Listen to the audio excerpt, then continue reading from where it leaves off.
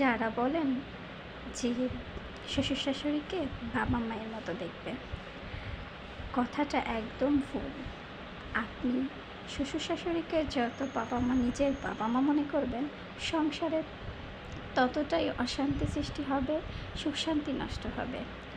আপনি ভেবে দেখুন, নিজের বাবা মার মতো যদি আমরা শ্বশুর শাশুড়িকে ভাবি, তাহলে তাদের কাছে আমাদের এক্সপেকটেশন বেড়ে যায়।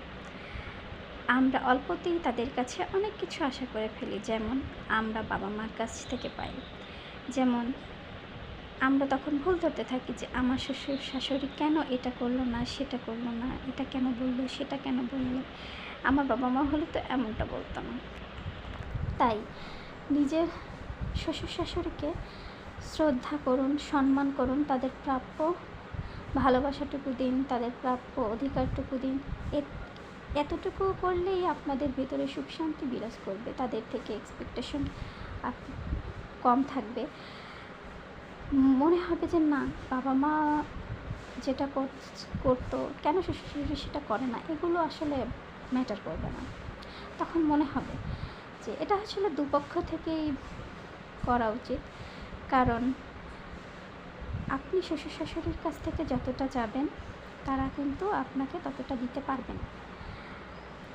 তাই আপনি চাওয়ার বেলা খুব স্বল্প পরিমাণে চাবেন, আর দেবার বেলা মন উজাড় করে তাদেরকে দিতে হবে, সবুর করতে হবে, ধৈর্য ধরতে হবে।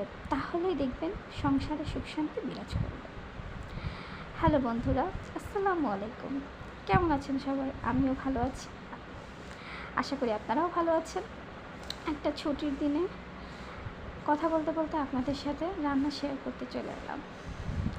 আসলে এখন ভিডিও এতটা আপলোড করা হয় না, যেহেতু একা একা ঘর সংসার সামলাই, বেবি আছে, তাকে টেক কেয়ার করতে হয়, আবার হাজব্যান্ডের অফিস থাকে, কাজ থাকে, সেও সময় দিতে পারে না। তাই এভাবে নিয়মিত ভিডিও করতে পারি না। তাই আজকে হুটহাট করে ভিডিও করতে চলে আসলাম। আর আজকে ভাবলাম আপনাদের সাথে এই রান্নাটা শেয়ার করি। আজকে ছুটির দিনে আমি গরুর মাংস দিয়ে, কাঁঠালের বিচি দিয়ে, আলু দিয়ে রান্না করব। কাঁঠালের বিচি খেতে তো আমার ভীষণ ভালো লাগে, সেটা হোক মাংস দিয়ে বা ভর্তা করে। আপনাদের কেমন লাগে? নিশ্চয়ই ভালো লাগে। এই যে রান্না করা শুরু করে দিলাম। আর যারা ঢাকা শহরে আমরা থাকি, তাদের তো প্রতিদিনই কয়েকটা সমস্যা ফেস করতে হয়। যেমন তার ভিতরে পানি এবং গ্যাস, গ্যাসের প্রবলেমটা খুবই মারাত্মক। তাই সকাল সকাল উঠেই আগে সারাদিনের রান্নাটা কমপ্লিট করে রাখতে হয়, যাতে গ্যাস থাকুক আর না থাকুক, রান্নাটা কমপ্লিট হয়।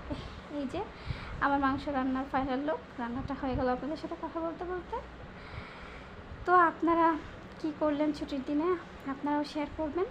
আজকের মতো ভিডিওটা এই পর্যন্তই। ভালো থাকবেন। আবার অন্য কোনো সময় পেলে আবার একটা ভিডিও নিয়ে হুটহাট আপনাদের মাঝে চলে আসবো।